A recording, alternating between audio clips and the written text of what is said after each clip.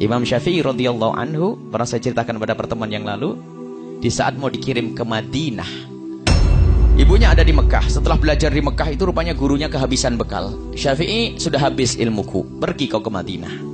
Waduh, ada murid kayak begitu, hebat benar. Saya pengen punya ilmu begitu sampai saya pengen punya santri langsung begitu. Sampai saya bingung ngajar kamu itu, nak. Kenapa? Habis ilmu saya. Wah, kan hebat kalau gitu. Ini ada orang ngajar Imam Syafi'i itu kehabisan. Syafi'i, ilmuku sudah habis, pergilah kau ke Madinah. Pamitan kepada ibunya. Setelah pamitan kepada ibunya, setelah ke Madinah nanti dikirim ke Irak. Apa kata ibunya?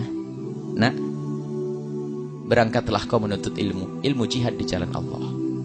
Kita ketemu nanti di akhirat saja. Bagaimana kalau ibu kita ngomong gitu? Dan saya masih ingat Umi juga pernah waktu itu, saya dengar cerita sebelum dari buku, dari ceritanya Umi. Berangkatlah kau Syafi'i, nanti kita ketemu di akhirat. Imam Syafi'i ke Madinah, lalu berangkat ke Irak. Di Irak tuh Imam Syafi'i bukan setahun 2 tahun, karena takut pulang ke rumah, nggak berani, karena belum dipanggil sama ibunya. Belum dipanggil sama ibunya.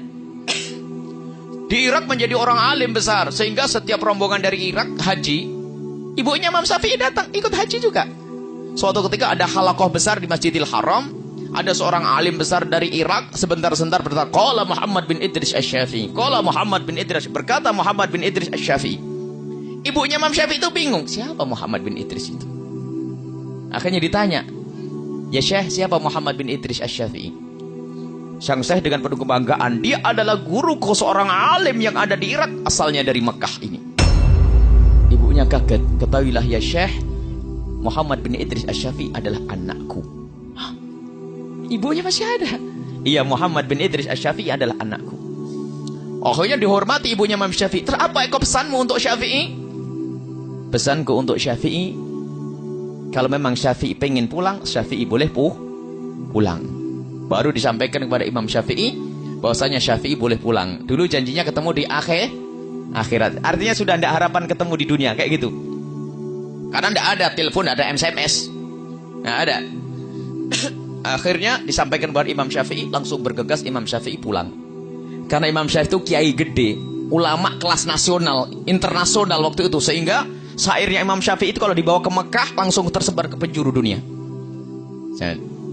Akhirnya Imam Syafi'i waktu mau berangkat pulang, orang-orang yang sudah mencintai Imam Syafi'i memberikan kekayaannya. Ada yang ngasih 3 onta, 1 onta. Ini bayangkan se-Irak. Jadi Imam Syafi'i punya ratusan onta pulang, dengan isinya sekaligus di punggungnya onta.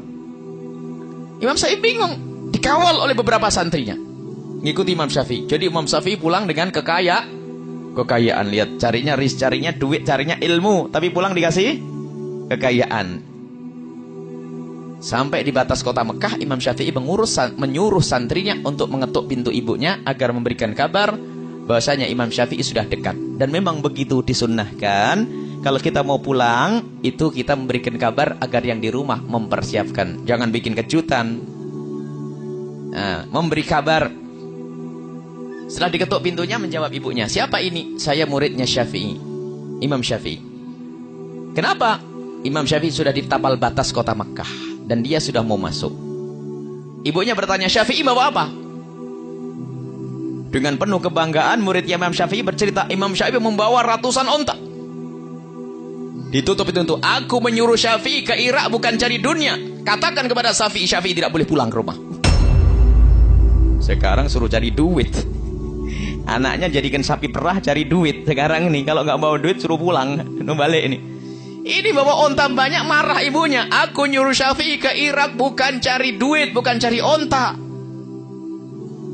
Akhirnya sampaikan Imam Syafi'i, gemeteran dia nyampaikan, ya Imam Syafi'i, ibumu marah. Kenapa? Ibumu bertanya Syafi'i bawa apa? Terus, ya aku bercerita kamu bawa onta yang banyak. Salah kamu, jangan ngomong itu. Baik, sekarang aku panggil warga Mekah. Semua ontanya, hartanya dibagikan kepada semua penghuni Mekah. Yang ada hanya kitab saja. Sampaikan kepada ibuku, dikentuk. Siapa ini? Aku murid Syafi'i. Kenapa? Ontanya Syafi'i sudah dibagikan semuanya, yang tertinggal hanya kitabnya saja dan ilmunya. Ya sudah, kalau begitu Syafi'i aku tunggu. Allah. Ada 2 hikmah. Yang pertama, Ibu yang baik itu tidak menjadikan anaknya sapi perah untuk cari duit. Itu loh, ibu yang benar.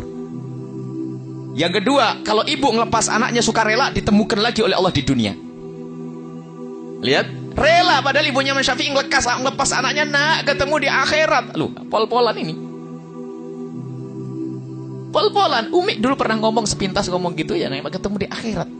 Saya ingat. Cuman ya setelah itu ketemu lagi di dunia kan. Kita mondok juga cukup lama, 18 tahun mondok. Bayangin Bu, mondok 18 tahun Bu. Saya itu mondok ibu, anak ibu berapa tahun mondok? Saya mondok 18 tahun, pulang masih tua atau muda Bu? Yang bener nih Bu. Saya mondok 18 tahun tapi pulang nah masih muda kata ibu yang bener. Yuk jangan mah. Jadi mondok baru 4 tahun sudah lama, 3 tahun sudah lama. 18 tahun saya mondok itu. Jadi ternyata tidak ada yang kurang.